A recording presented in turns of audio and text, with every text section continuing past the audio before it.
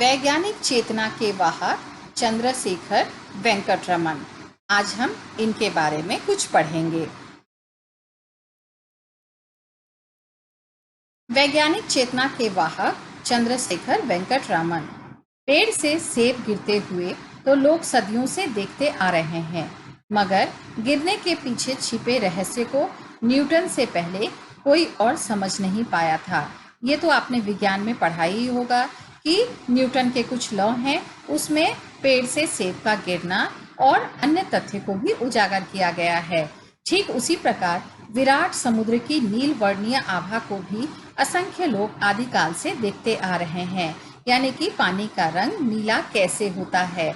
मगर इस आभा पर पड़े रहस्य के पर्दे को हटाने के लिए हमारे समक्ष उपस्थित हुए सर चंद्रशेखर वेंकटरमन। बात सन 1921 की है, जब रामन समुद्री यात्रा पर थे। कब की बात है? 1921 की। जहाज के डेक पर खड़े होकर नीले समुद्र को निहारना प्रकृति प्रेमी रामन को अच्छा लगता था। इसे अंडरलाइन कर लीजिए। रामन को क्या क्या अच्छा लगता था? उन्हें समुद्र को निहारना, और वो प्रकृति को भी निहारते रहते थे। वे समुद्र की नीली आभा में घंटों खोए रहते। आभा मतलब किरण, तो समुद्र क्यों नीला होता है ये देखते हुए वे उसमें खो जाते। लेकिन रामन केवल भावुक प्रकृति प्रेमी ही नहीं थे, उनके अंदर एक वैज्ञानिक की जिज्ञासा भी उतनी ही सशक्त थी। यही जिज्ञासा उनसे सवाल कर बैठी, आखिर समुद्र का रंग नीला ही क्यों होता है और कुछ क्यों नहीं? इसे अंडरलाइन करो। उनके मन में किस तरह की जिज्ञासा उत्पन्न हुई कि समुद्र का रंग नीला ही क्यों होता है? रामन सवाल का जवाब ढूंढने में लग गए। जवाब ढूंढते ही वे विश्वविख्यात बन गए। रामन का जन्म 7 नवंबर सन 1888 को तमिलनाडु के तिरुचिरापल्ली नगर में हुआ था। अंडरलाइन करो। इनके पिता विशाखापत्तनम में गणित और भौतिकी के शिक्षक थे। इसे भी अंडरलाइन करो। पिता इन्हें बचपन से गणित और भौतिकी पढ़ाते थे। भौतिकी का अर्थ होता है केमिस्ट्री, गणित का अर्थ होता है मैथमेटिक्स। इसमें कोई अतिशयोक्ति नहीं होगी। अतिशयोक्ति होता है बात को बढ़ा चढ़ाकर कहना। कि जिन दो विषयों के ज्ञान ने उन्हें जगत प्रसिद्ध बनाया, उनकी सशक्त नींव उनके पिता ने ही तैयार की थी। कॉलेज की पढ़ाई उन्होंने पहले ABN कॉलेज तिरुचिरापल्ली से और फिर प्रेसिडेंसी कॉलेज मद्रास से की। BA और MA दोनों ही परीक्षाओं में उन्होंने काफी ऊंचे अंक हासिल किए। रामन का मस्तिष्क विज्ञान के रहस्यों को सुलझाने के लिए बचपन से ही बेचैन रहता था। अपने कॉलेज के जमाने से ही उन्होंने शोध कार्यों में दिलचस्पी लेना शुरू कर दिया। दिलचस्पी का अर्थ होता है इंटरेस्ट लेना। उनका पहला शोध पत्र फिलोसॉफिकल मैगजीन में यह प्रकाशित हुआ। उनकी दिली इच्छा तो यही थी कि वे अपना सारा जीवन शोध कार्य को ही समर्पित कर दे, मगर उन दिनों शोध कार्य को पूरे समय के कैरियर के रूप में अपनाने की कोई खास व्यवस्था नहीं थी। प्रतिभावान छात्र सरकारी नौकरी की ओर आकर्षित होते थे।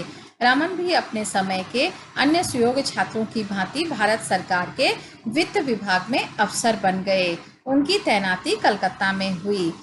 कलकत्ता में सरकारी नौकरी के दौरान उन्होंने अपने स्वाभाविक रुझान को बनाए रखा। स्वाभाविक रुझान मतलब जिसमें उनका इंटरेस्ट था, वो ऑलरेडी उनके अंदर समाया हुआ था। दफ्तर से फुर्सत पाते ही वे लौटते हुए बहू बाजार आते, जहां Indian association for the cultivation of science की प्रयोगशाला थी। अंडरलाइन करो। प्रयोगशाला कहाँ थी? बहू बाजार में। यह अपने आप में एक अनूठी संस्था थी, जिसे कलकत्ता के एक डॉक्टर महेंद्र लाल सरकार ने वर्षों की कठिन मेहनत और लगन के बाद खड़ा किया था।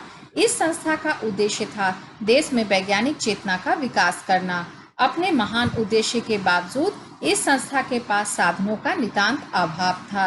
अभाव तो होगा ही। उस समय कितने लोग वैज्ञानिक दृष्टि से सोचते थे, ये भी सोचने वाली बात है। रामन इस संस्था की प्रयोगशाला में काम चलाऊ उपकरणों का इस्तेमाल करते हुए शोध कार्य करते। यह अपने आप में एक आधुनिक हठ योग का उदाहरण था। हठ योग का मतलब एक तरह का जिद, जिसे किसी भी हाल में पूरा करना, जिसमें एक साधक दफ्तर में कड़ी मेहनत के बाद बहू बाजार की इस मामूली सी प्रयोगशाला में पहुंचता और अपनी इच्छा शक्ति के जोर से भौतिक विज्ञान को समृद्ध बनाने का प्रयास करता। उन्हीं दिनों वे वाद्य यंत्रों की ओर आकृष्ट हुए। वाद्य यंत्रों मतलब म्यूजिकल इंस्ट्रूमेंट की तरफ भी उनका ध्यान गया। वे वाद्य यंत्रों की ध्वनियों के पीछे छिपे वैज्ञानिक रहस्यों की परतें खोलने का प्रयास कर रहे थे कि इंस्ट्रूमेंट किस तरह से बजती है, स्ट्रिंग बजाने से ही कैसे साउंड आता है। ये सब उनके मन में काफी चल रहा था। इस दौरान उन्होंने अनेक वाद्य यंत्रों का अध्ययन किया, जिनमें देशी और विदेशी दोनों प्रकार के वाद्य यंत्र थे।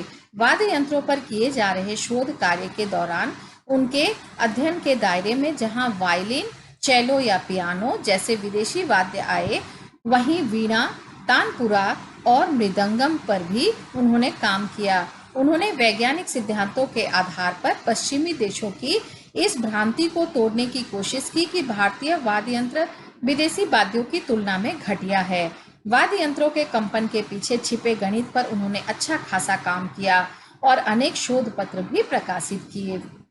यानी कि बहुत सारे उन्होंने खोज करी और सारे खोज के संस्करण को भी उन्होंने प्रकाशित किया। इस जमाने के प्रसिद्ध शिक्षा शास्त्री सर आशुतोष मुखर्जी को इस प्रतिभावान युवक के बारे में जानकारी मिली। शिक्षा शास्त्री कौन थे? सर आशुतोष मुखर्जी, अंडरलाइन करो। उन्हीं दिनों कलकत्ता विश्वविद्यालय में प्रोफेसर का नया पद सृजित हुआ था। मुखर्जी महोदय ने रामन के समक्ष प्रस्ताव रखा कि वे सरकारी नौकरी छोड़कर कलकत्ता विश्वविद्यालय में प्रोफेसर का पद स्वीकार कर लें। रामन के लिए यह कठिन निर्णय था। उस जमाने के हिसाब से वे एक अत्यंत प्रतिष्ठित सरकारी पद पर थे, जिसके साथ मोटी तनख्वाह और अनेक सुविधाएं जुड़ी थी। उन्हें नौकरी करते हुए 10 वर्ष बीत चुके थे। ऐसी हालत में सरकारी नौकरी छोड़कर कम वेतन और कम सुविधाओं वाली विश्वविद्यालय की नौकरी में आने का फैसला करना हिम्मत का काम था। ऑब्वियसली अगर उसको अधिक सैलरी मिल रही है, अधिक सुविधाएं मिल रही है, तो कोई वो काम को छोड़कर उससे किसी कम जगह जाना पसंद नहीं करता। रामन सरकारी नौकरी की सुख सुविधाओं को छोड़ सन 1917 में कलकत्ता विश्वविद्यालय की नौकरी में आ गए, अंडरलाइन करो। लेकिन इन्होंने अपनी सारी सुख सुविधाओं को छोड़ दिया और 1917 में कलकत्ता आ गए। उनके लिए सरस्वती की साधना सरकारी सुख सुविधाओं से कहीं अधिक महत्वपूर्ण थी। कलकत्ता विश्वविद्यालय के शैक्षणिक माहौल में वे अपना पूरा समय अध्ययन, अध्यापन और शोध में बिताने लगे। अध्ययन मतलब पढ़ना, अध्यापन मतलब पढ़ाना, शोध मतलब खोज और अनुसंधान करना। 4 साल बाद यानी सन 1921 में समुद्र यात्रा के दौरान जब रामन के मस्तिष्क में समुद्र के नीले रंग की वजह का सवाल हिलोरे मारने लगा, तो उन्होंने आगे इस दिशा में प्रयोग किए, जिसकी परिणति रामन प्रभाव की खोज के रूप में हुई। अंडरलाइन करो, रामन प्रभाव की खोज। रामन ने अनेक ठोस रवों और तरल पदार्थों पर प्रकाश की किरण के प्रभाव का अध्ययन किया। उन्होंने पाया कि जब एक वर्णीय प्रकाश की किरण किसी तरल या ठोस रवेदार पदार्थ से गुजरती है, तो गुजरने के बाद उसके वर्ण में परिवर्तन आता है।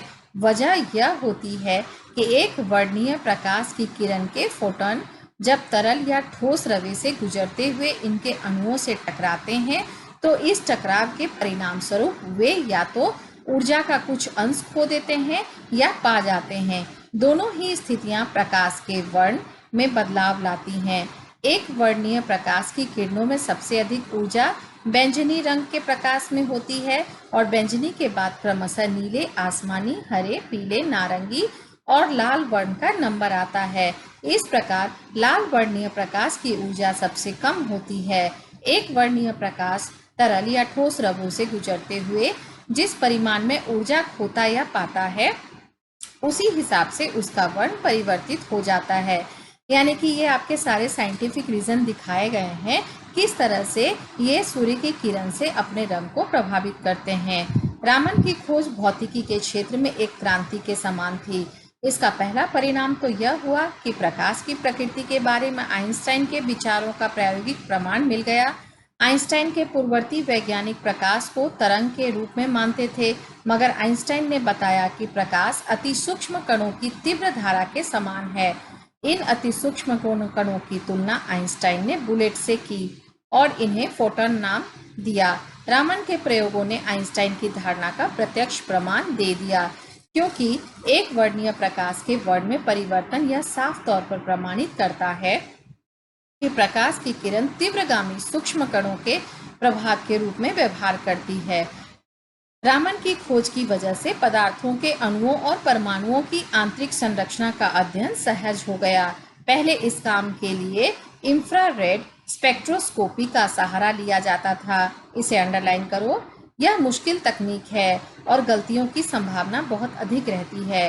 रामन की खोज के बाद पदार्थों की आणविक और परमाणविक संरचना के अध्ययन के लिए रामन स्पेक्ट्रोस्कोपी का सहारा लिया जाने लगा। यह तकनीक एक वर्णीय प्रकाश के वर्ण में परिवर्तन के आधार पर पदार्थों के अणुओं और परमाणुओं की संरचना की सटीक जानकारी देती है। इस जानकारी की वजह से पदार्थों का संश्लेषण प्रयोगशाला में करना तथा अनेक उपयोगी पदार्थों का कृत्रिम रूप से निर्माण संभव हो गया।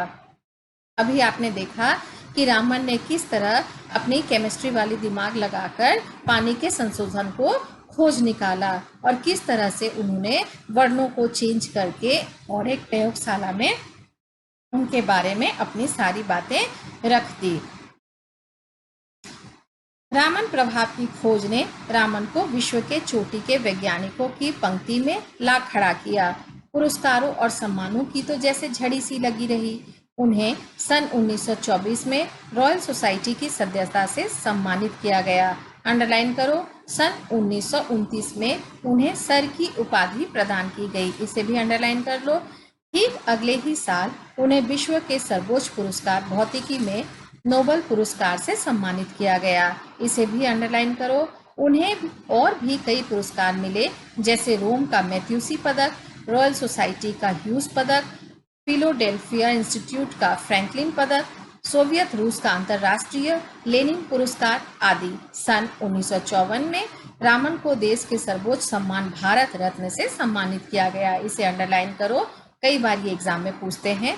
वे नोबेल पुरस्कार पाने वाले पहले भारतीय वैज्ञानिक थे। उनके बाद यह पुरस्कार भारतीय नागरिकता वाले किसी अन्य वैज्ञानिक को अभी तक नहीं मिल पाया है। उन्हें अधिकांश सम्मान उस दौर में मिले जब भारत अंग्रेजों का गुलाम था। उन्हें मिलने वाले सम्मानों ने भारत को एक नया आत्मसम्मान और आत्मविश्वास दिया। विज्ञान के क्षेत्र में उन्होंने एक नई भारतीय चेतना को जागृत किया, इसलिए इसका नाम दिया गया है वाहक, भारतीय चेतना के वाहक। अंडरलाइन करो इसे। भारतीय संस्कृति से रामन को हमेशा ही गहरा लगाव रहा। उन्होंने अपनी भारतीय पहचान को हमेशा अक्षुण्ण रखा। अंतर्राष्ट्रीय प्रसिद्धि के बाद भी उन्होंने अपने दक्षिण भारतीय पहनावे को नहीं छोड़ा। वे कट्टर शाकाहारी थे और मदिरा से सख्त परहेज रखते थे। जब वे नोबेल पुरस्कार प्राप्त करने स्टॉकहोम गए तो वहां उन्होंने अल्कोहल पर रामन प्रभाव का प्रदर्शन किया। बाद में आयोजित पार्टी में जब उन्होंने शराब पीने से इनकार किया तो एक आयोजक ने परिहास में उनसे कहा, रामन ने जब अल्कोहल पर रामन प्रभाव का प्रदर्शन कर हमें आह्लादित करने में कोई कसर नहीं छोड़ी, तो रामन पर अल्कोहल के प्रभाव का प्रदर्शन करने से परहेज क्यों? रामन का वैज्ञानिक व्यक्तित्व प्रयोगों और शोध पत्र लेखन तक ही सिमटा हुआ नहीं था। उनके अंदर एक राष्ट्रीय चेतना थी और वे देश में वैज्ञानिक दृष्टि और चिंतन के विकास के प्रति समर्पित थे। उन्हें अपने शुरुआती दिन हमेशा ही याद रहे, जब उन्हें ढंग की प्रयोगशाला और उपकरणों के अभाव में काफी संघर्ष करना पड़ा था। इसलिए उन्होंने एक अत्यंत उन्नत प्रयोगशाला और शोध संस्थान की स्थापना की, जो बेंगलोर में स्थित है और उन्हीं के नाम पर रामन रिसर्च इंस्टीट्यूट नाम से जानी जाती है।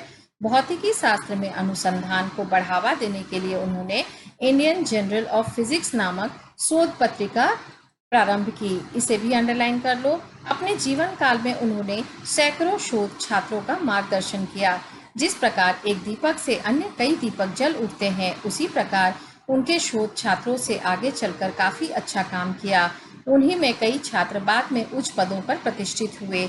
विज्ञान के प्रचार प्रसार के लिए वे करेंट साइंस नामक एक पत्रिका का भी संपादन करते थे। इसे भी अंडरलाइन कर लो। रामन प्रभाव, उन्होंने अपने व्यक्तित्व के प्रकाश की किरणों से पूरे देश को आलोकित किया और प्रभावित किया। उनकी मृत्यु 21 नवंबर सन 1970 के दिन 82 वर्ष की आयु में हुई। रामन वैज्ञानिक चेतना और दृष्टि के साक्षात प्रतिमूर्ति थे। उन्होंने हमें हमेशा ही यह संदेश दिया कि हम अपने आसपास घट रही विभिन्न प्राकृतिक घटनाओं की छानबीन एक वैज्ञानिक दृष्टि से करें। तभी तो उन्होंने संगीत के सुर, ताल और प्रकाश की किरणों की आभा के अंदर से वैज्ञानिक सिद्धांत खोज निकाले। हमारे आसपास ऐसी ना जाने कितनी ही चीजें बिखरी पड़ी हैं जो अपने पात्र की तलाश में है। जरूरत है रामन के जीवन से प्रेरणा लेने की और प्रकृति के बीच छुपे वैज्ञानिक रहस्य के भेदन करने की।